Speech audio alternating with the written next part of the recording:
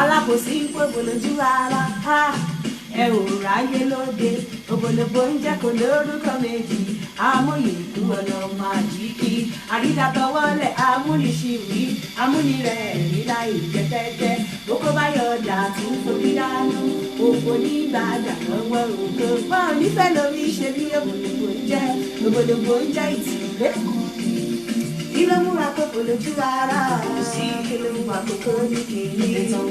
ilo mu akoko lójú ara sí ilo mu akoko. Show me love mo tún ti dé Yinka TNT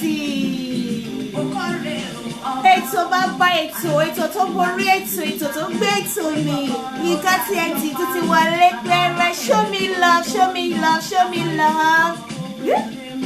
Àfàìkan náà ríran òru alálùbọ́sà rògbòdè lábẹ́ kẹ̀dùdóró méjì omi ọlọ́run máa yọ ọkọ lọ́rọ̀ abọ́ olódì tí ń sá.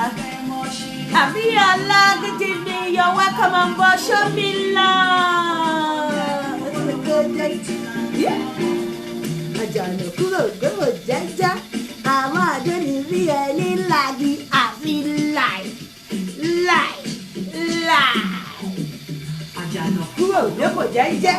àmọ́ àdóni bí ẹni lági àfilà láì. Hey boys, ẹ jẹ́ túbọ̀ yìí increase show me love. Jangala jangala jangala jangala jangala jangala jangala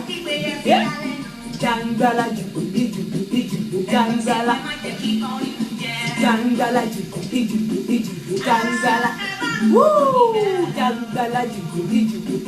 jangala jangala jangala jangala jangala jangala jangala woo jangala ẹ̀kúrọ̀lẹ́ gbogbo lé ẹ̀kúrọ̀lẹ́ àwọn èèyàn ti dúró dè mí yanturu ẹ̀kúrọ̀lẹ́ gbogbo lé ẹ káàbọ̀ sórí ètò Yinka TNT níbi tá a ti ń tú kẹ̀kẹ́ ọ̀rọ̀ níbi tá a ti ń pọ́ okó àti òbòlé níbi tá a ti ń sọ bí okó àti òbò ṣe pàtàkì nínú ayé àwọn ọmọ ẹ̀dá sí ẹ̀kúrọ̀lẹ́ ẹ mọ̀ wípé ká tó máa bá ètò bọ̀ mo ti ẹ̀ kọ́kọ́ fẹ́ sọ fún gbogbo àwọn tó wà lórí ètò yìí wípé ẹ lọ wá báírò àti pépà nítorí pé mo máa tún wíníwíní ọ̀rọ̀ lẹ́nìí ẹ lọ wá báírò àti pépà mo sọ fún yín pé a máa gbé dókítà kan wá sí orí ètò a máa sọ contact dókítà kan lórí ètò yìí ẹ wá báírò àti pépà sọ́wọ́ ká tó máa bá ètò lọ ẹ jẹ́ ká kọ́kọ́ júbọ Olódùmarè. Jagunjagun ooo mo ṣe bàrẹ̀ òsòdíwù kẹ̀dágún èṣùrú alátìlẹ́yìn mi ìbàrẹ̀ ni mo ṣe kọ́kọ́rọ́ máa mi ò ń bẹ ní ìkáwọ́ rẹ kọ́kọ́rọ́ tí mi ò fi ní mímọ́ ìkáwọ́ rẹ ló wà olódù tó máa re òṣà òkè ìbàrẹ̀ ni mo ṣe ẹjọ́ ojú mi ṣe bẹ́ẹ̀ ni ìbàyẹn ṣe máa rí lẹ́nìí ẹ kúrọ̀lẹ́ gbogbo lé kí n tiẹ̀ kọ́kọ́ bẹ̀rẹ̀ ètò yìí ná ẹ rántí pé ní last week mo sọ wípé mo ní dókítà kan tó máa fi òpin sí ìdákọ́lẹ̀ mo ní wọ́n ti bẹ̀rẹ̀ sí ní fẹ́ máa ṣe pé kẹ́ máa pè wọ́n látòrí aago kọ́ máa dá yín lò lórí aago wọ́n ti kọ́kọ́ ṣerú ẹ̀ rí o àwọn èèyàn ló bàjẹ́ wọ́n wá ní pé ọ̀rọ̀ àwọn èèyàn ẹ̀bẹ̀ àwọn èèyàn ti pọ̀ jù wọ́n láwọn tún fẹ́ padà wá ẹ jọ̀ọ́ mo fẹ́ pe nọ́mbà wọn mo dẹ̀ fẹ́ sọ bí ẹ ṣe lè máa contact wọn èmi ni máa kọ́kọ́ sọ ní orí gbogbo ètò yìí mo fẹ́ sọ bí ẹ ṣe máa contact ẹ jọ̀ọ́ ẹni tí ò bá serious ẹni tó bá ti mọ̀ wípé ṣeréṣeré lòun fẹ́ ṣe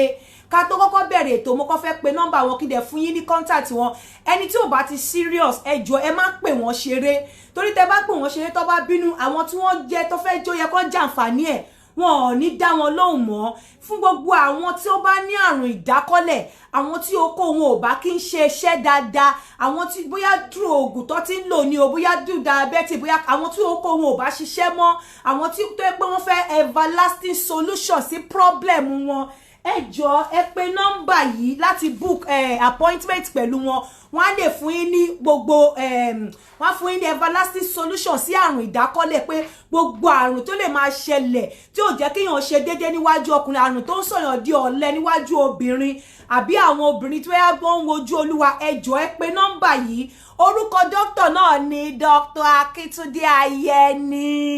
Yemkem International tí gbogbo èèyàn ti mọ̀ ọdún ni wọ́n kì í ṣàìmọ̀ fólóko nọ́mbà wọn tẹ́ máa pè láti book appointment online lélẹ́yìí tẹ́ bá ń pè wọ́n láti London ó máa gba £25 láti lè book appointment láti lè dá yín lóhùn àwọn gangan lẹ máa bá sọ tẹ́ bá fẹ́ bá àwọn doctor kéréje sọ̀rọ̀ tí kò ń ṣe àwọn gangan ètò wà fún yẹn náà bẹ́ẹ̀ ó bẹ́tà tẹ́ bá kúkú fẹ́ fi òpin sí wàhálà kẹ́ kúkú bá wọn sọ̀rọ̀ straight nọ́mbà tẹ́ máa pèrè tẹ́ bá ní everywhere tẹ́ bá wà all over the world you can reach him on this you can reach ibi tẹ́ bá ti máa book fún appointment yín +234 815 415 6576 mo tún pè lẹ́ẹ̀kan sí o +234 815 415 6576 tẹ́ bá máa sanwó pẹ̀lú PayPal wọn ẹ sanwó sí ẹ lo email tẹ́ máa lò ní yemkemonline@gmail.com tẹ́ bá fẹ́ sanwó pẹ̀lú PayPal yemkemonline@gmail.com tó bá dẹ̀ jẹ́ wípé ẹ fẹ́ book appointment pé bí a lórí WhatsApp irú nọ́mbà tí mo kọ́kọ́ pè yẹn ẹ lè pè straight ẹ dẹ̀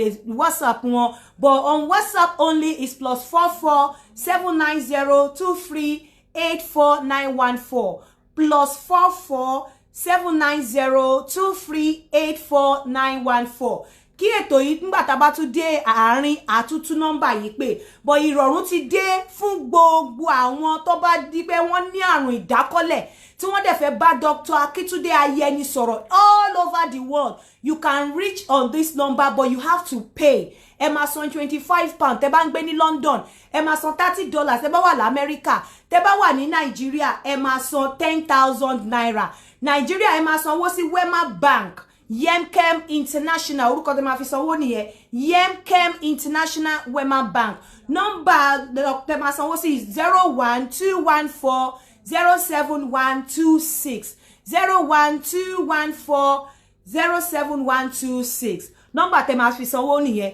àtúntò ètò ìbá àtúntò nọ́mbà yẹn pé ẹ jẹ́ ká wá bẹ̀rẹ̀ ètò tí a fẹ́ sọ ètò wa lénìí number 1 gẹ́gẹ́ bí mo ṣe máa ń sọ pé bá fi bẹ̀rẹ̀ ètò mi wípé ètò yìí strictly for adults mo expect ẹni tó bá ti wà below 18 láti wà lórí platform yìí ní àsìkò yìí is strictly for adults ẹ má dẹ̀ gbàgbé ní orí page mi mo ní lénìí mo ní adẹ̀sán náà ní last week pé a máa sọ̀rọ̀ lórí wípé ṣó dá ká máa dóra wa ká tó máa rì àbí kò dá ká máa dóra wa kí ni àwọn ewu tó wà nínú ẹ̀ a dẹ̀ máa sọ̀rọ̀ lórí àwọn adóbòṣèké lọ́kùnrin àwọn adóbòṣèké lóbìnrin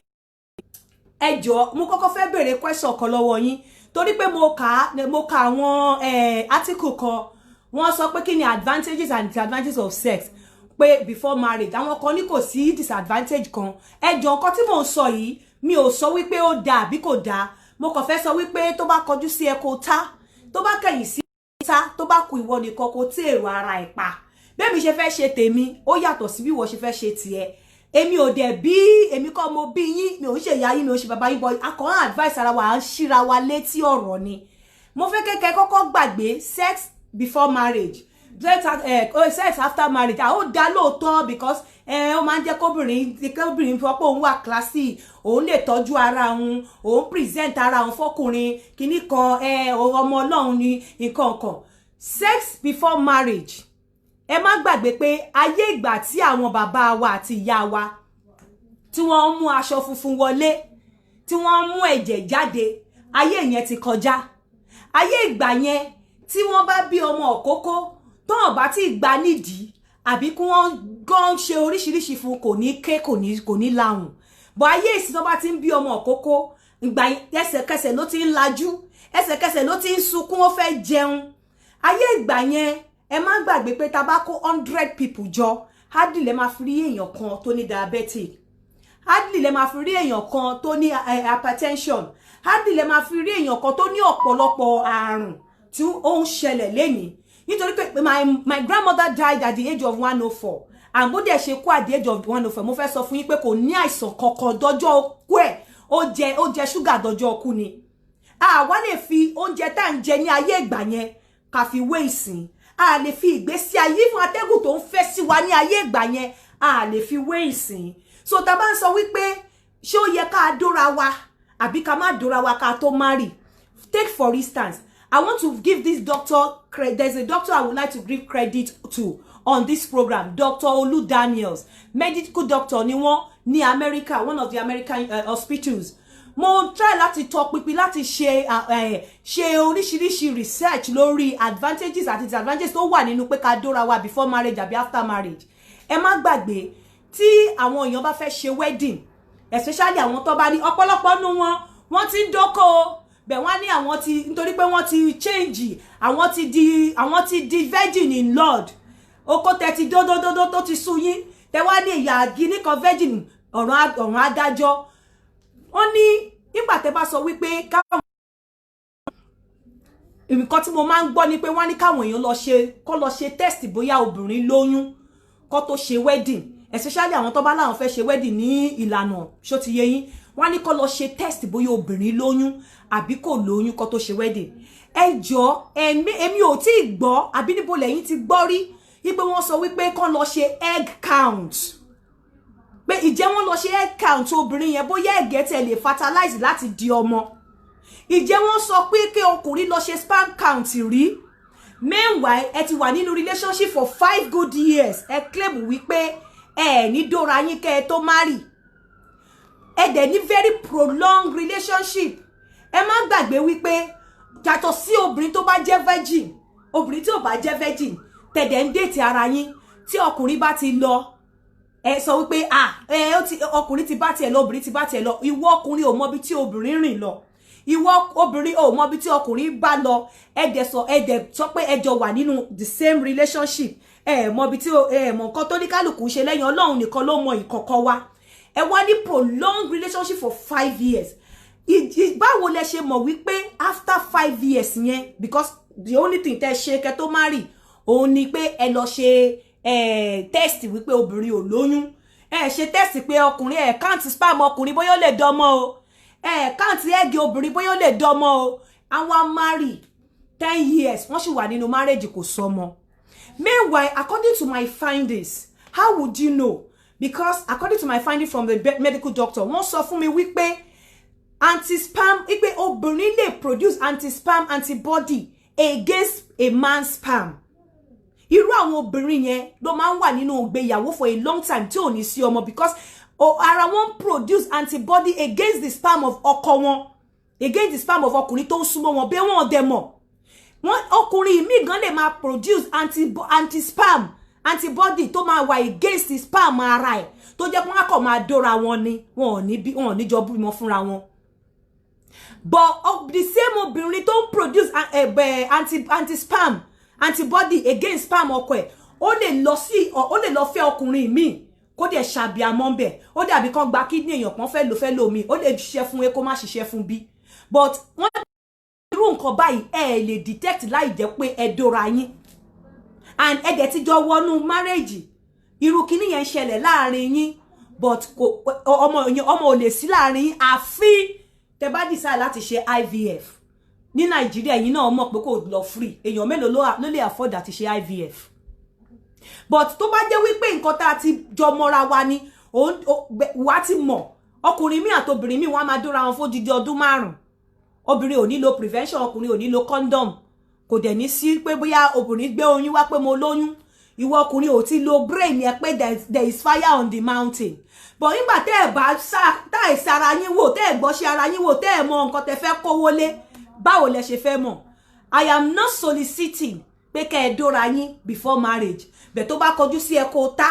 tó bá kẹ̀yìn sí ẹ kó tá tó bá kù wọ nìkan kó tẹ́rù ara ẹ̀ pa nítorí nǹkan téèyàn máa wà for the rest of your life. Meanwhile, some parents are not even helping issues. Àwọn parents mi ò help issue because nígbà tí ọkùnrin àti obìnrin bá wà nínú marriage tẹ́dẹ̀ mọ̀ wípé fẹ́ fẹ́ra yín marriage tẹ́ bá ti relationship tó bá ti over 1 year rubbish ni kò sí nǹkan kan bẹ́ẹ̀ ń tọ́ra yín ni. But wọ́n fọwọ́ wọn but parents obìnrin wọn help issue nítorí engagement list tí wọ́n kó sí tó gbé sílẹ̀ tó fẹ́ kí family ọkùnrin àbọ́kùnrin rà bóyá ọkùnrin tó yẹ pé family tó ti ń bọ̀ òun gangan ló lú ọmọ family ẹ̀ òun gan ló ń bọ́ family ẹ̀ níbo ni kó ti rówó tó fẹ́ fi ra gbogbo list yẹn á dẹ̀ palẹ̀ mọ́ ara ẹ̀ á máa wò pé ọ̀ǹtì táwọn bá lówó ọdún kìíní lọ ọdún kejì lọ ọdún kẹta lọ àwọn máa fẹ́ra wọn nígbà wọn bá sọ pé wọ́n jàjà wá ṣe wedding ọdún kẹwàá tún lọ wọn ò tún ní bímọ because wọn ò dóra wọn wọn ò mọ wọ́ọ̀ tara wọn. Meanwhile wọ́n tún jẹ́ kí n mọ̀ wípé àwọn kan wà tó ń pè ní vaginismus bóyá vaginismus dẹ̀ ni vaginismus àwọn eléyìí arú àwọn obìnrin báyìí okó kì í wo òbò wọn vaginismus kódà mo ṣe research débẹ̀ ni okó kì í wo òbò wọn nǹkan tó bá ti ju tampu lọ kò lè wo òbò wọn tó bá ti rí pé bóyá wọ́n mate ọkùnrin tó bá ti kù díẹ̀ kí okó wọlé mọ́sù kan máa jáde tó máa block ojú yẹn okó yẹn ò ní wọlé. How would you know all of this? Báwo ló ṣe fẹ́ mọ̀ nígbà tó obìnrin tó gbọ́ṣẹ́ ẹ̀wò tó ní ó di after marriage àní ẹ má jẹ́ kí n tàn yín tóbìnrin bá lárùn lára kò ní sọ fọ́kùnrin pé òun ní àrùn lára pride ò ní jẹ́ kó sọ pé òun lárùn lára ó wá gbà bẹ́ẹ̀ náà lọkùnrin ó wá gbà kí ọkùnrin yẹn wá kó àrùn yẹn lára ẹ̀ kò ní ever sọ fún ọkùnrin pé òun ní àrùn lára. So tí obìnrin bá ní vaginismus obìnrin bá jẹ́ obìnrin tó ní vaginismus lára tẹ́ pé o kò lè wọrú àwọn òbò bẹ́ẹ̀ yẹn báwo lẹ ṣe fẹ́ mọ̀ nígbà tẹ́ ẹ bá gbọ́ra yín báwo lẹ ṣe fẹ́ mọ̀ wípé ìwọ ọkùnrin òun produce antibody báwo ló ṣe fẹ́ mọ̀ wípé obìnrin produce antibody against your own sperm ọkùnrin ẹ̀yin méjèèjì ẹ kàn wà until tẹ́ bá wá marry. Meanwhile tẹ́ àìjẹ́ wípé ẹjọ́ dóra yín because mo wá bèrè lọ́wọ́ doctor yẹn I'm giving him credit again Dr. Olu Daniels from American hospital mo bèrè lọ́wọ́ pé báwo ni wọ́n ṣe lè dẹ́kun kíní yìí wọ́n ní until tí obìnrin àtọkùnrin bá dóra wọn wọ́n ní tó bá like wọ́n á dóra wọn lẹ́ni wọ́n sperm máa live nínú òbò for 3 days wọ́n ní ìjọ́ kejì obìnrin yẹn wá lè lọ hospital wọ́n wá extract sperm yẹn tó bá extract sperm yẹn wọ́n á check ẹ̀ láti mọ̀ pé antibody how to produce antibody against that sperm irú nǹkan báyẹn wọ́n ti mọ̀ wípé àwọn méjèèjì ò lè súnmọ́ra wọn láti fẹ́ra wọn bí wọ́n kàn bímọ fúnra wọn bí ó ṣe wípé kàn extract egg obìnrin kàn dé extract egg ọkùnrin kàn kó méjèèjì pọ̀ kó di wípé wọ́n máa ṣe in vitro fertilization tí àwọn òyìnbó ń pè ní IVF láìsí yẹn irú àwọn ìran bẹ́ẹ̀ wọn ò lè bímọ fúnra wọn. But how would you know all of these things? Tí ẹ bá dóra yín. Báwo lẹ ṣe fẹ́ mọ̀? Tẹ́ ẹ bá dóra yín. Báwo lẹ ṣe fẹ́ mọ̀ wípé even àwọn ọkùnrin míì gan tí wọ́n sọ wípé àwọn okó àwọn ní kinní kan àwọn nǹkan kan wọ́n tiẹ̀ tún sọ wọ́n tún kà débi wípé àwọn ọkùnrin míì ní enlarged prostate. Wọn ò dẹ̀ mọ̀. Irú wọn no máa ní low ejaculation irú wọn ni wọn kì í lè dóbò dáadáa irú wọn ló jẹ́ wípé tí wọ́n bá ti súnmọ́ obìnrin báyìí tó bá come báyìí ó máa ń dùn wọ́n ó máa wà painful fún wọn láti come tó bá jàjà dá sperm wọ́n lè má gbádùn for days kò ń ṣe pé bí wọ́n ní prostate cancer wọ́n ní enlarged prostate ni wọ́n ní medical terms tó máa ń lò fún tí mi ò need sí but wọ́n ní enlarged prostate ni báwo lẹ ṣe fẹ́ mọ̀ láì jẹ́ wípé ìwọ ọkùnrin ìwọ obìnrin how would you know bóyá ọkùnrin tó ń fẹ́ bóyá ó nírú àrùn báyìí lára nísìn àwọn ọmọ 25-30 wọ́n ti ń lo sexual wọ́n ti ń lo enhancement wọ́n ti ń lo Viagra ẹ wálẹ̀ ní dóra yín nígbà tẹ́ bá wá marry sílé tó wá di pé ọkùnrin ò lè ṣe kí ló máa wá ṣẹlẹ̀ ṣé obìnrin ò ní padà sí ẹsẹ̀ àárọ̀ ṣé obìnrin ò ní padà sí ẹsẹ̀ àárọ̀ agbóyìn tó tiẹ̀ sì jẹ́ virgin àwọn obìnrin tó ti ń dóko láti ilẹ̀ tán wá ní they've now become everything has turned new yẹ̀yẹ́ náà tù pálapàla èlò àpàlà oko tó ti test tó ti do kó kúkú fi do débi wípé wàá fi find safety fún ìgbésí ayé ẹ. I am not talking anybody into doing what you don't want to do. Use your brain. Ẹ jẹ́ ká lu ọpọlọ tí Ọlọ́run fún wa. Ayé ìgbà tí wọ́n mú aṣọ wọlé, tí wọ́n mú ẹ̀jẹ̀ jáde, ayé náà ti kọjá. Ayé ìsìn, we have to shine our eyes and láti shine ojú wa torí a lot of things ló ń go on. Vaginismus tí mo sọ sí, àwọn mi ò tiẹ̀ gbọ́ rí pé àwọn obìnrin kan wà tó jẹ́ pé okó lè wọ̀dí wọn due to only wọ́n máa ń produce sperm àti muscle kan tó máa ń tighten òbò wọn tẹ́ pé tó kó bá nǹkan tó bá ti ju tampu lọ kò lè wọbẹ̀. Kò lè wọbẹ̀. Ó máa wà tighten ni okó ò ní wọbẹ̀. Ó dẹ̀ ti ṣe yes I do for better for worse. What will you do if you find yourself in that kind of situation? Kí ló fẹ́ ṣe? Kí ni nǹkan tó fẹ́ ṣe? Then wọ́n ní ẹ̀yin ọkùnrin 50 plus ní ìlú tá wà yìí wọ́n máa ń ṣe kinní kan fún wa every 3 years. Àwọn tó bá gbà nílùú yìí wọ́n máa understand nǹkan tí mò ń sọ. Every 3 years wọ́n máa fi lẹ́tà lé ẹ káàkiri ni. Every 3 years wọ́n máa fi ìwé lé ẹ káàkiri pé kó wá ṣe smear test bóyá o ní cancer nínú cervical cancer. Wọ́n ní pé ẹ̀yin ọkùnrin tẹ́ bá ti di 50 plus pé kẹ́ máa lọ fún screening. Ẹjọ́ ìyẹn ìjọba Nàìjíríà is a thing you can help our men. Wọ́n ní kẹ́ máa lọ because ọ̀pọ̀lọpọ̀ ló máa ń ní kinní ìlara tí wọn kì í mọ̀ pa wọn ni wọ́n dẹ̀ sọ torí àwọn report tí mò ń gbọ́ ẹ̀mí ò lè dóbò kinní kan ti kú ọ̀pọ̀lọpọ̀ ìgbà enlarged prostate ó ń fà á ọ̀pọ̀lọpọ̀ pa ẹlòmíì tí ní prostate cancer lára kò mọ̀. Please, when you are 50 plus, you need to go for a routine check. Láti lọ check nǹkan tó ń ṣe ẹ́ tí ò fi lè dóbò because kò sí nǹkan tó ní kó má lè dóbò from 50 plus. You have to go and check. Tó dẹ̀ sí lórí medication, tó ní BP, tó sí lórí BP àbí orí diabetes medication. You have to go and check yourself once you are 50 plus. It may not be cancer, it may be enlarged prostate. Irú nǹkan báyìí náà kò kí ń jẹ́ kọ́kùnrin lè dóbò dáadáa. Ó máa ń pa nǹkan ọmọkùnrin ni. You have to go and check it. It is very important. You have to go and check it. And ẹ̀yin obìnrin àtẹ̀yin ọkùnrin, èmi ò sọ wípé kẹ́ ẹ dóra yín before marriage o. Bẹ́ẹ̀ gbogbo nǹkan tí mo ti kà sílẹ̀ yìí, ẹ rántí wípé kò sí ibi kan tó máa ti sọ pé kẹ́ lọ ṣe sperm count ọkùnrin. Wọn ò ní kẹ́ lọ ṣe sperm count ọkùnrin. Wọn ò dẹ̀ ní kẹ́ obìnrin náà lọ ṣe egg count. Oh, it's high time ẹ láti máa ṣe. O tó bá ti mọ̀ wípé o lè dú ọkọ ẹ kẹ́ tó fẹ́ra yín ẹ lọ ṣe egg count. Ìwọ ọkùnrin sọ pé o fẹ́ mọ̀ bóyá obìnrin ẹ bóyá ó lè ní bóyá egg ẹ lè fertilize ó lè dọmọ. Sọ pé o fẹ́ mọ̀ bóyá obìnrin ẹ ń produce anti-sperm antibody tó máa work against the sperm ẹ. Ìwọ obìnrin náà sọ pé o fẹ́ mọ̀ bóyá ọkùnrin ẹ ń produce anti-sperm against the sperm ara ẹ tí ò ní jẹ́ kí wọ́n lè bímọ. Torí pé marriage is a lifetime ni. Tẹ́ ẹ bá ṣe nǹkan tó yẹ kẹ́ ṣe kẹ́ tó wọlé ẹ má tanra yín, you will come out àfi tó bá ti sign pé o fẹ́ bímọ. Bẹ́ẹ̀ tí ọmọ bá ti wù ẹ́ bí tí gbogbo nǹkan tí mo kà lẹ̀ bá ṣẹlẹ̀, there is tendency pé ọmọ lè má ṣẹlẹ̀ láàrin àfi tẹ́ bá lówó IVF tó fi pé ó máa separate sperm ẹ̀yin méjèèjì. Ẹ tó bá dẹ̀ ní vaginismus àfi tó bá lọ operate tó bá la òbú ẹ̀ because okó ò lè wọlé. Báwo ló ṣe fẹ́ mọ̀ pẹ̀lú eléyìí ń ṣẹlẹ̀? Báwo ló ṣe fẹ́ mọ̀? Ìyẹn gbé òtútà ó jókòó. Ẹ jẹ́ kí tún pé nọ́mbà àwọn tó bá ní problem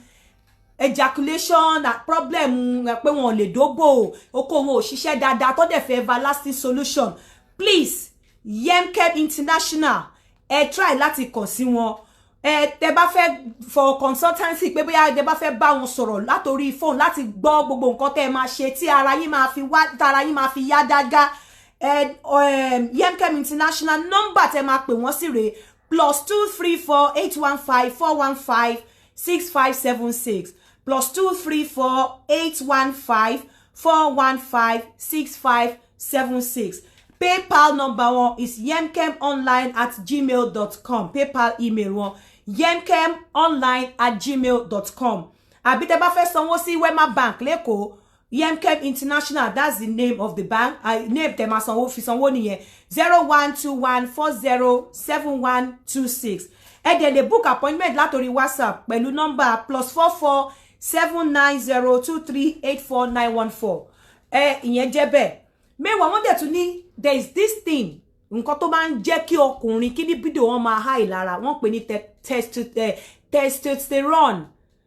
Wọ́n ní injection ẹ̀ wà fún ẹ̀yin ọkùnrin tẹ́ bá sọ pé má ní low libido. Wọ́n sọ wípé wọ́n tẹ̀ ní injection yẹn l'America. You can go and see your GP, you can go and see your medical doctor and tell your doctor pé libido ẹ̀ ipò òráyè do obìnrin ẹ̀ dáadáa. Ó fẹ́ jẹ́ kí sexual kíní tó wà lára ẹ̀ ó fẹ́ kó high. Ìyẹn gbọ́ tìta ó jókòó. Àwọn kan tiẹ̀ tún sọ fún mi. Wọ́n ní àwọn ò lè ṣe déédéé níwájú ìyàwó àwọn ò lè ṣe kíní kan. Tẹ́ bá rántí mo sọ online, mo ní òbómọ customer, which is the second topic. Òbómọ customer, mo ní okómọ customer, which is the second topic. Okómọ regular customer, okó dẹ̀ mọ tuntun tó bá ṣe rí léni. Ta làwọn regular customer okó? Bí ìyàwó ilé téèyàn ti fẹ́ for years.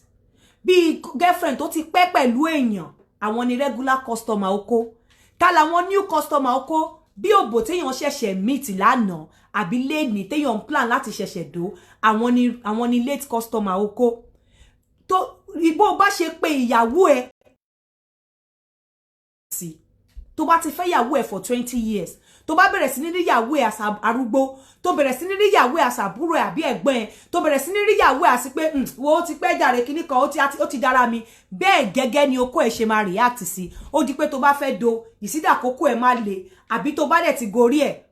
kó kọ̀ da yàrá, because tó bá ń rí ìyàwó ẹ̀ bí baby,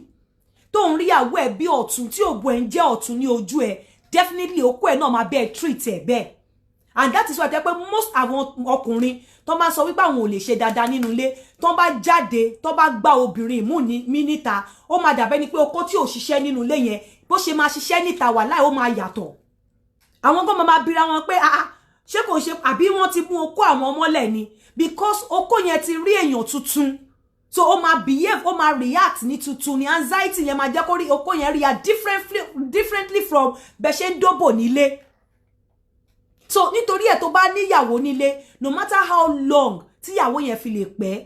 ẹ try láti enhance, ẹ try láti add the spices sínú relationship yín, ẹ try láti add spices bí bẹ́ ṣe ń dóra yín, ẹ lo àwọn nǹkan tó jẹ́ wípé ẹ lò rí, so that òbò obìnrin yẹn á lè máa jẹ́ ọ̀tún lójú ẹ̀. Nítorí okó ó mọ regular òbò tó ń dó ní every time. I must be frank with you. Tó bá dẹ̀ ń rí the same òbò at every time, gẹ́gẹ́ bí àwọn ọkùnrin ṣe máa ń sọ pé àwọn ò lè máa jẹ ẹ̀bà káwọn máa jẹ iyán. Lóòótọ́ ni bó kó ṣe ń react nìyẹn. Okó mọ regular customer, ó mọ regular òbò tó ń dó all the time. Tó bá dẹ̀ rí òbò tuntun, ó ní bó ṣe ó máa react differently. I'm telling you.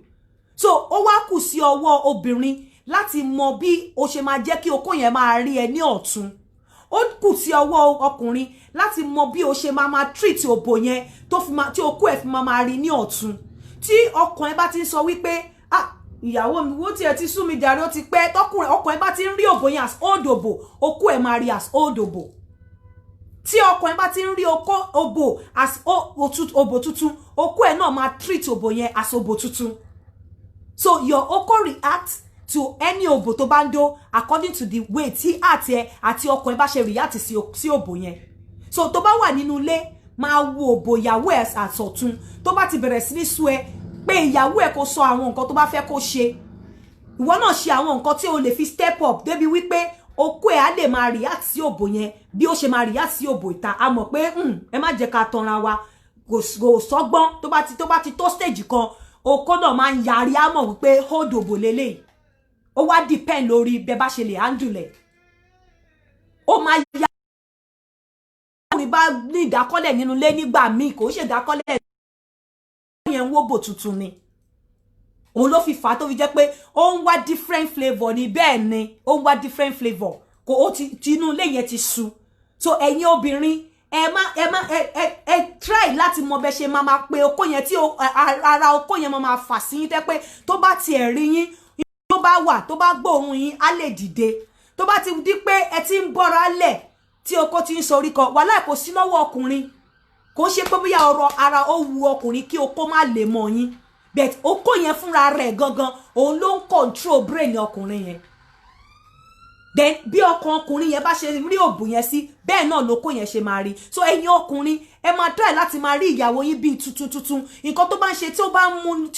bá mú ni yín dùn tí ò jẹ́ kó orí yín yá ẹ sọ fún ẹ jẹ́ kó change, otherwise oko yín máa rí as old òbò ni tuntun tó wà ń ta yẹn lé oko yín máa fẹ́ máa dó, ilé á dẹ̀ máa bàjẹ́. Ìyẹn gbọ́ títà ojókòó. Ẹ má gbàgbé lórí àwọn adóbòṣèké. Àwọn wo náà ń pè ní adóbòṣèké àbí àwọn obìnrin wo náà ń pè ní adókòṣèké? Àwọn adóbòṣèké ni àwọn ọkùnrin tó máa dó obìnrin tó máa wá déta tó máa ní tóbìnrin yẹn kọjá ní bó ṣe ń lọ yẹn mo ti dó o. Mo ti dó. Ọkùnrin mi gan bí tó bàjẹ́ dé ó bá obìnrin sọ̀rọ̀ obìnrin ò gbà o, bẹ̀ tóbìnrin yẹn bá kọjá lẹ́gbẹ̀ẹ́ a máa sọ pé òun ti dó. Ẹjọ́ kí là ń bá ka kí ni bàbàrà? Ó dó mi mo dó ẹ,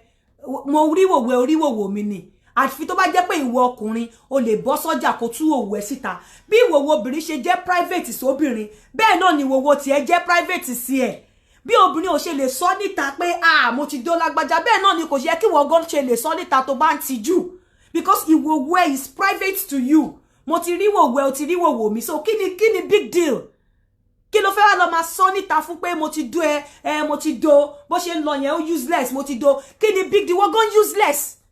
Ìwọ tó dó ẹni tó useless, ìwọ tó dó aṣẹ́wó gan ìwọ gan useless. Kò sí nǹkan kan bẹ́ẹ̀ tó fi lè máa sọ pé mo ti dó bó ṣe wà yẹn mo ti dó mo ti kọjá lára ẹ̀. Kí òun gan kọjá lára ẹ ẹjọ́ gbádùn ara yín ni, ẹjọ́ rí wòwò ara yín ni, kò sí big deal bẹ́ẹ̀. Àfi tó bá jẹ́ wípé ìwòwò tiẹ̀ jẹ́ public toilet ni, ìwọ tó jọkùnrin tẹ́ pé o lè lọ síta kò ṣíwòwò ẹ̀ láì ya wèrè màá mọ̀ wípé o lẹ́nu. Bẹ̀ tí ò bá jẹ́ wípé o lè bọ́ síta láti ṣíwòwò ẹ̀ pé o ya wèrè tó bá dó obìnrin kò sí lẹ́tọ̀ọ́ ẹ̀. Ẹni ọkùnrin tó bá ń ṣe bẹ́ẹ̀ orí ẹ̀ ti ń yí láti lọ máa sọ pé mo ti dó mo ti rí wòwò ẹ̀ mo ti kọjá lára ẹ̀. Kí ló kọjá lára ẹ̀? Ó náà kọjá lára ẹ̀, ó náà kọjá lára ẹ̀, ó dó ẹ̀. Ẹjọ́ dóra yín nítorí wọ́n ti ẹ̀jẹ́ pé ìwọ gan ló ti ẹ̀dójú torí wọ́n ló ṣe wàhálà jù, ìwọ ló mí jù, ìwọ ló dúró ló ṣe kàkà jù. So kí wá ní wá lọ sọ pé ó ti dó mi wọ́n ti dó ẹ? Kí ni big deal bẹ́ẹ̀? Àìmọye òbò ní sọ́mà ní Trafalgar Square, àìmọye òbò ní sọ́mà ní beach. So kí ni big deal nínú òbò débi wípé ọkùnrin máa dó obìnrin tán á wá fi pé òun ti gba crown. Wọ́n ti gba crown yẹn ló fẹ́ máa fi ṣeré. Tó bá jẹ́ obìnrin ọkùnrin tó ń tijú ó yẹ kó mọ̀ wípé ẹjọ́ dóra yín ni, ìwọ dó òun náà dó ẹ, ẹjọ́ ríwòwò ara yín ni. Bí wọ́n ṣe lè ya máàpù bo ẹ̀ lónà ya máàpù kó ẹ̀. Wàláì tó bá ya máàpù bo ẹ̀ á ya máàpù kó ẹ̀, kò sí big deal bẹ́ẹ̀. I'm telling you kò sí big deal bẹ́ẹ̀. Ẹ̀yin obìnrin náà tí ọkùnrin máa ṣe nǹkan fún àbí tí ọkùnrin máa tó tẹ máa lọ máa sọ láàrin ọ̀rẹ́ yín tó bá rí báyìí ló ṣe báyìí ló ṣe dó mi style yìí ló gbà ó ṣe gbàgbà fún mi ó ṣe gbòdò fún mi. Má gbàgbé pé ẹni tó ń sọ lójú ẹ̀ bóyá ó ti tó oṣù 5 tó ti dóko gbẹ̀yìn. Bí wọ́n dẹ̀ ṣe ń sọ yẹn bẹ́ẹ̀ la máa bẹ́ẹ̀ fi ọkàn calculate. Òun náà fẹ́ experience nǹkan tí wọ́n sọ pé o experience yẹn. Òun náà fẹ́ experience nǹkan tó bá wá yá bóyá o wá gbọ́ pé irú obìnrin yẹn ó lọ ń ṣe ọkọ ẹ̀ lẹ́yìn wá máa bínú jọ nítorí Ọlọ́run kí ló fẹ́ bínú fún? Ṣebí ìwọ ló tajà fún, ìwọ ló polówó ọjà fún náà, ìwọ ló sọ fún pé ọkọ ẹ̀ dùn dó pé kó wá dó dẹ̀ fẹ́ bẹ́ẹ̀ dó, ìwọ ló lọ sọ fún bí ọkọ ẹ̀ ṣe ń bẹ́ẹ̀ ṣeré náà, òun náà dẹ̀ fẹ́ rú ẹ̀. So kí ló wá fẹ́ máa bí ẹ nínú fún? Kí ló fẹ́ máa bí ẹ nínú fún? Wà tún obìnrin mi àwa ṣe bá ń bari tó bá wá gbọ́ àwa lọ síta àwa bẹ̀rẹ̀ sí ní lọ máa ṣọ́ obìnrin ìwọ ló fúnra rẹ̀ ló gbàǹjo fún obìnrin irú obìnrin bẹ́ẹ̀ pé bọ́kọ ẹ ṣe dú ẹ rèé. Obìnrin yẹn náà dẹ̀ fẹ́ experience ẹ̀ bóyá ó ti pẹ́ tóun ti dóko ó dẹ̀ ti sọ fún, so òun náà fẹ́ experience ẹ̀, so kí ló fẹ́ máa bínú fún? Nígbà tó o ti sọ fúnra rẹ̀ ó ti yẹ kó ti mọ̀ pé nǹkan tó da òfin o kò sí fẹ́ nìkan ó ti fẹ́ na rẹ̀ pariwo rẹ̀, so kẹjọ máa ṣe náà ni. Then another thing tí mo tún notice lára àwọn obìnrin mi, ẹ jẹ́ má bínú ẹ̀yin ìyá mi tí n bá sọ̀rọ̀ jù. Obìnrin mi fúnra rẹ̀ màmá mi máa ń sọ kíní kan á ní ẹni tí ò bá jẹ́ kí etí èèyàn di kò ní kínú èèyàn má bàjẹ́. Obìnrin mi fúnra rẹ̀ ló máa ń túlétúlé fọwọ́ gbòkú lójú. Obìnrin mi fúnra rẹ̀ ló máa ń fúnra ẹ̀ ní ìbànújẹ́. Wá tí ọkọ ẹ̀ bá make call wá lọ dúró sẹ́gbẹ̀ẹ́ ògiri mi àti ẹ̀ máa bèrè ta lẹ ń bá sọ̀rọ̀ wá lọ dúró sẹ́gbẹ̀ẹ́ ògiri wá lọ máa kẹ́tí tó bá gbọ́ kí ló fẹ́ ṣe. kí ló fẹ́ ṣe àfàwọn ọkùnrin tí ò gbọ́n àwọn ọkùnrin tó gbọ́n gan kọ́ọ̀lù tó fi ń pe àlè wọn ò ní mú wọlé fóònù tó fi ń pe àlè wọn ò ní mú wọlé wọ́n ti fún àlè ní time tó máa pe àwọn between so time and so time má pè mí o ò ní rí kọ́ọ̀lù ọkùnrin tó bá smart o ò ní rí kọ́ọ̀lù ẹ̀ kó dún ní time yẹn fóònù tó tiẹ̀ máa fi receive call àlè kò ní mú wọnú ilé ó máa keep ẹ̀ síta ni tó bá tún ti dé àárọ̀ ọjọ́ kejì kò ní mú síbi tó ibi tó àárọ̀ ọjọ́ kejì tó bá ti tó time tó bá bẹ̀rẹ̀ tún mú àtúntàn padà obìnrin mi á lọ máa check fóònù ọkọ ẹ̀ ìmí àti ẹ̀tún ṣe paríparí á tún lọ bá àlè ọkọ á lọ bàjà wà láì ẹ̀yin ọkùnrin tẹ́ ẹ̀ ń wò mí ẹni obìnrin tó bá lọ bá àlè yín jà ẹ wá tọpinpin ẹ wá jókòó ti obìnrin yẹn pé ẹ máa dé òbò yẹn dọjọ́ ogbó ni yes any obìnrin tó bá because if there is any problem if you have any issue ọkọ ẹ ló lọ ń dé òbò níta if you have any issue you face your husband kò ó ní ẹ̀tọ́ láti lọ bá àlè jà àbí láti lọ máa kọwọ́ bàlè lójú àbí láti lọ meet àlè tó bá ti ṣe bẹ́ẹ̀ ẹ dídì máa dé òbò yẹn lójú pálí ni because ìwọ ló fún ara ẹ fà á tó bá ti lè keep ilé ẹ intact tí ọkùnrin ẹ bá ti nẹsẹ̀ síta o ò ní right láti sọ pé o fẹ́ bọ́ta o fẹ́ lọ máa bá àlè jà o fẹ́ máa béèrè lọ́wọ́ ọkọ ẹ kí ló wà lórí phone ta lẹ̀ ń bá sọ̀rọ̀ ẹlòmíà lọ wo text message ọkọ ẹ á lọ máa wò ó kò jẹ́ kínú etí èèyàn di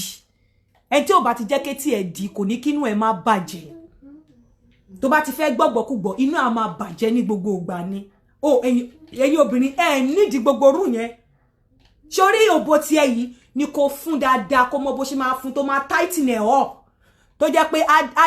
pé tọ́kọ bá ti wọnú ẹ̀ báyìí sẹ́ tó bá bọ́ta ó tún padà bọ̀ ni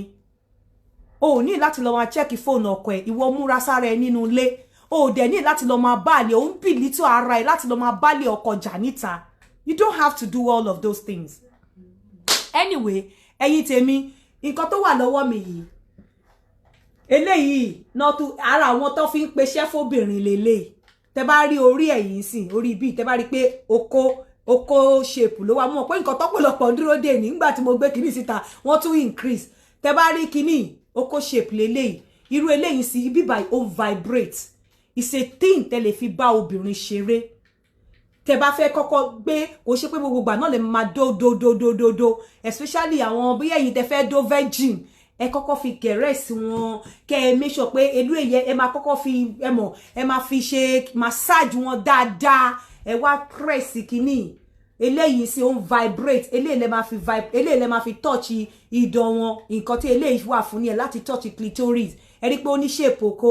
eléyìí lè máa fi eléyìí gbogbo kínní ló ń vibrate ẹ máa fi massage ara wọn ẹ máa fi massage ara obìnrin ìwọ obìnrin náà lè wọ sọ́wọ́ fi lè massage ara ọkọ ẹ is very important tó bá ń ṣe yẹn fọkùnrin ọkùnrin ò bá wò ọkùnrin bá wà lọ síta ó máa padà wá wọn bí dá ó máa padà wá bá ẹ ó ní ṣe rí pé ṣèpele okó ló wà lórí ẹ máa fi massage òun ní ẹ máa fi massage clitoris obìnrin ni ó ní okó ni ẹ máa fi massage vibrate eléyìí dẹ̀kẹ̀rẹ̀ ẹ máa fi massage gbogbo ara wọn ẹni kan sùn sílẹ̀ ẹ fi oil sí gbogbo ara wọn ẹ fi massage ẹ fún àwọn tó bá ń fi pé bóyá òbò wọn ò tight organic tightener nìyí eléyìí ó máa ń jẹ́ kí òbò fún ni ẹni tí ò bá fẹ́ lo pump eléyìí máa ń jẹ́ kí òbò fún ẹni tí òbò ẹ bá ti fẹ̀ bóyá tí ọkùnrin o tó ń fi pé bóyá òun ò safe òbò òun ti fẹ̀ jù fọkùnrin eléyìí ó máa ń jẹ́ kí òbò fún ó máa ń jẹ́ kí òbò obìnrin kó fún ó máa ń jẹ́ kó òbò obìnrin fún ni eléyìí tẹ́ bá rí bó ṣe ń rí olúgbòdò ni ẹni tí ò bá lè fi ahọ́n lá òbò obìnrin ẹ̀ ó ní ṣẹ́rí pé shape àwọn ni òlélẹ̀ ṣẹ́rí bó ṣe rí ẹni tí ò bá lè fi àwọn la eléyìí ó máa bá yín la bí àwọn ni gbogbo ó máa la bí àwọn ó máa la tinútinú ó máa la tẹ̀yìntẹ̀yìn gbogbo everywhere tẹ́ bá fẹ́ kí àwọn yín dé tí ẹ̀dẹ̀ lè fi àwọn sí òní eléyìí máa ṣiṣẹ́ àwọn ṣẹ́rí pé bí shape àwọn gbọ̀ngàn ló ṣe rí mo mọ̀ pé nǹkan táwọn èèyàn ń dúró dèrè nígbà tó rí tí mò ń ṣe ọ̀rọ̀ bí okó yìí náà ni Ọlọ́run kó ṣàṣàánú wa òní bí àwọn ni ṣẹ́tìrí ṣẹ́rí tẹ́ bá fẹ́ lá ìdí obìnrin àbí ẹ fẹ́ lá òbò obìnrin ẹ fẹ́ fi àwọn sí àbí ẹ tẹ̀ wo pé kẹ́ má tiẹ̀ fa àwọn sí because kíní tó wà lára ẹ̀ yìí iṣẹ́ ni gbogbo àwọn kíní tó dàbí ẹ̀gún lára ẹ̀ yìí ṣe mọ̀ pé kò sí ẹ̀gún láwọn eléègùn á tún fún ní more sensation ju àwọn lọ tẹ́ bá fẹ́ kóbìnrin yẹn kó sọ orí ẹ̀nù kí ọpọlọ ẹ má ṣiṣẹ́ at that time ó ní ẹ lè lo eléyìí fún àwọn tí bóyá wọ́n máa ń dry tó ti wọ menopause nǹkan ọkọ̀ organic lubricant eléyìí ẹ lè fi lubricate abẹ́ obìnrin fún àwọn ẹ̀rí pé wọ́n kọ sex sí fún àwọn tí abẹ́ wọn máa ń dry bí wọ́n ti wọ menopause tí abẹ́ wọn tó máa ń dry tára máa ń kan wọn because ọmọ téèyàn bá ti wọ menopause ara máa kan abẹ́ ẹ̀ máa dry okó ò ní wùdó but eléyìí a lubricate abẹ́ á dẹ̀ jẹ́ kí ara wọn tún fà sí okó eléyìí wọ́n á fi lá òbò ní bó ṣe wà yìí eléyìí wọ́n á fi massage wọ́n á dẹ̀ tún fi touch clitoris wọ́n á fi touch òbò obìnrin fún àwọn tó ń bèrè tíì fún obìnrin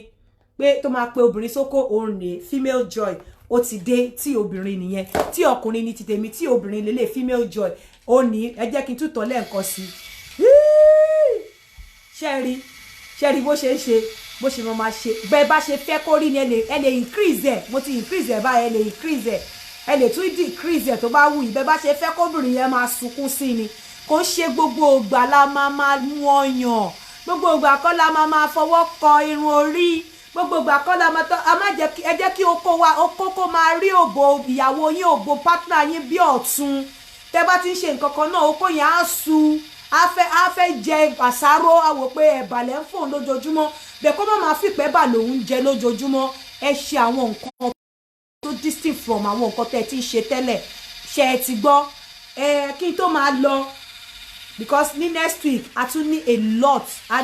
a máa sọ ní next week ṣe rí èmi Ọlọ́run ẹ ṣáà máa fàdúrà ràn mí lọ́wọ́ Ọlọ́run kó dá mi sí fún yín tí ikú ò bá ti pa mí ọ̀pọ̀lọpọ̀ a máa solve a lot of problems when it comes to ọ̀rọ̀ sex yìí tó ń fa problem nínú ilé oníkálukú a solve lórí kíní kí tó máa lọ ẹjọ́ gbogbo àwọn tó bá fẹ́ kọ̀ sí Yemkem International fún dókítà Akíntúndé Ayẹni orí nọ́mbà tẹ́ ti máa pè láti book lélẹ́yìí +234 815 415 6576 +234 815 415 6576 ẹ dẹ̀ máa pè wọ́n sí tẹ́ bá fẹ́ sanwó ní Nàìjíríà 10,000 naira fún tẹ́ bá fẹ́ consult pẹ̀lú wọn ẹ máa sanwó sí Wema Bank ẹ dẹ̀ máa san lórí orúkọ Yemkem International lórí nọ́mbà yìí 01214 07126 tẹ́ bá tún wá fẹ́ bá wọn sọ̀rọ̀ lórí WhatsApp àbí ẹ lè pè wọ́n sí ẹ lè bá wọn sọ̀rọ̀ lórí +44 790 2384914 +44 790 2384914 fún gbogbo àwọn tó ń wá everlasting solution fún àrùn ìdákọ́lẹ̀ fún gbogbo àwọn tó ń wá everlasting solution fún àrùn pé àwọn ò lè dóbò ẹ jọ̀ọ́ nítorí Ọlọ́run ẹ bá mi kọ̀ sí dókítà Akíntúndé Ayẹni wọn ẹ máa consult ní o ẹ̀yin tẹ́ wà ní London £25 lẹ máa san ẹ̀yin tẹ́ wà l'Amẹ́ríkà $30 ẹ̀yin tẹ́ wà ní Nàìjíríà 10,000 naira fún gbogbo àwọn tó fẹ́ gbogbo àwọn kíní toys yìí bóyá bí amóbò fún yìí tó jẹ́ organic bóyá bí eléyìí láti fi lá òbò ìyàwó wa àbí òbò anybody tẹ́ bá fẹ́ lá wàhálà tí nìyẹn àbí eléyìí láti fi fún àwọn tó wá ti wọ menopause pé bíyà òbò wọn ò kí ń wet láti create wetness àwọn tó bá fẹ́ láti massage especially aláboyún pé ẹ fẹ́ massage wọn láti do wọn ṣe mọ̀ para wọn máa ń sáfókò ẹ massage wọn ẹ fi eléyìí finger clitoris wọn ṣe pé orí okó lé orí tó wà níbí kíní yìí ń vibrate bẹ́ẹ̀ ṣe rí bí lè ṣe rí bẹ́ẹ̀ náà lè ṣe rí ẹ pè mí sórí +44 7404 851234 +44 7404 851234 +44 7404 851234 ẹ jọ̀ọ́ fún nọ́mbà alàgbà dókítà Akíntúndé Ayẹni tí mo pè ẹ̀yin tí ẹ bá ní nǹkan ṣe ẹ jọ̀ọ́ ẹ má pè nọ́mbà yẹn ẹ má jẹ́ kó wọ́n tún bínú kó sọ pé àwọn ò ṣe kinní yẹn mọ́ o ẹ̀yin tí ò bá ti ní nǹkan ṣe ẹ má pè nọ́mbà gbogbo ẹ̀yin tẹ́ ń pè and you have not spoken to someone, you cannot be calling somebody for the first time on a video call. Even ọkọ àti ìyàwó tẹ́ bá fẹ́ pera yín lórí video call ẹ ti kọ́kọ́ pera yín ná ẹ ṣẹ̀ṣẹ̀ wá sọ pé ṣé mo lè pè ẹ́ lórí video call jẹ́ ká change ẹ̀ sórí video call. You are not just going to call and call somebody on video call ẹni tó mọ̀ rí ẹni tó bá sọ̀rọ̀ rí. It's wrong.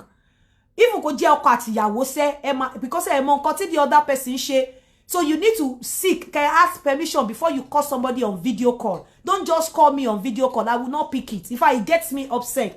oh yeah, can now. You don't call somebody to call lórí video call. And then you then call me láti Nigeria. Báwo la ṣe fẹ́ dóbò. Báwo mo ṣe fẹ́ mi ò mọ̀ bẹ́ ṣe lè dóyàwó yín. Bẹ́ ṣe lè dóríṣiríṣi èèyàn mo ti sọ. Ẹ̀yin lẹ wá mọ style tẹ́ fẹ́ fi dóyàwó yín. Ẹ má pè mí fúnra àwọn questions bẹ́ẹ̀ yẹn. Ẹ má dẹ̀ pé dókítà Túndé Ayẹni fún àwọn questions. Serious minded people ni kó pè wọ́n. Ẹ jọ̀ọ́ ẹni tó bá tún fẹ́ nọ́mbà yẹn ní after tí bá ṣe ètò tán ẹ lè pè mí sórí +44 7404 851234. Anybody tó bá wá nǹkan ní eléyìí gbogbo tí obìnrin tó bá fẹ́ dóko eléyìí fún àwọn tó láti lubricate wọn eléyìí àwọn leléyìí ó yẹ kẹ́ mọ̀ bí tí àwọn yìí ń lọ ala anything ala bí ala oyan ala anywhere tẹ́ bá tún wá lubricate ẹ̀ wọ́n dáràn nìyẹn. Then eléyìí organic vagina tó máa ń tighten vagina ni tẹ́ bá fẹ́ lo pump eléyìí máa tighten vagina yẹn á dẹ̀ jẹ́ á pe ara yín sóko. Ẹ jẹ́ ká máa fi eléyìí ṣe àlọ́ mo ti overstay lẹ́nìí. Ẹ ṣe gbogbo èyí tẹ́ wà online ẹ má gbàgbé eléyìí náà ẹ lè fi massage ó dẹ̀ vibrate ẹ dẹ̀ lè fi ṣe gbogbo ẹ̀. Ẹ jẹ́ kó fún wa ní music ká máa fi eléyìí ṣe àlọ́.